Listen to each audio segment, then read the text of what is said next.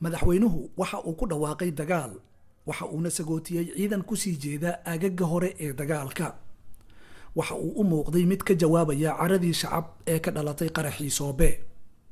sheegaya aniga ugu horeeya waxaan diyaar u ahay inaan idinku imaado aagaga dagaalka idinka maanta baxaysaan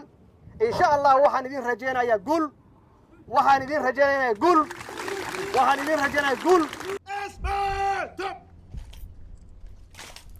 hogaanada ciidamada Soomaaliya iyo kan AMISOM ayaa ka wada hadlaya jawaabta ay Soomaaliya doonayso in ay bixiso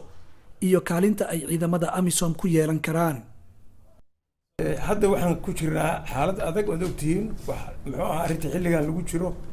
sidaas daraadeed waxaan u baahanahay sidii aad gacan noo siin jirteen iyo si ka fiicanba inaad noo siisaan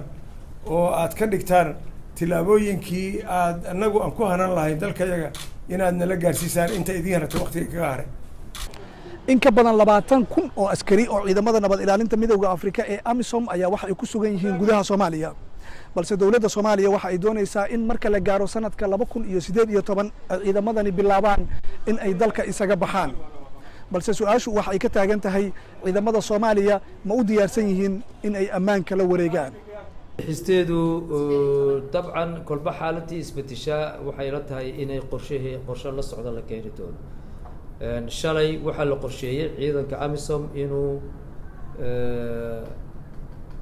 bilaabi doona ka bixitaanka Soomaaliya 2018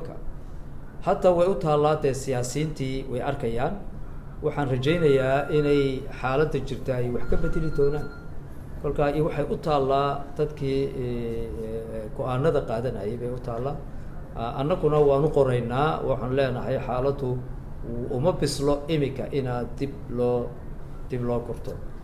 madaxweynaha ayaa booqasho ku maraya qaar ka mid ah dalalka ay ciidamada ka joogaan Soomaaliya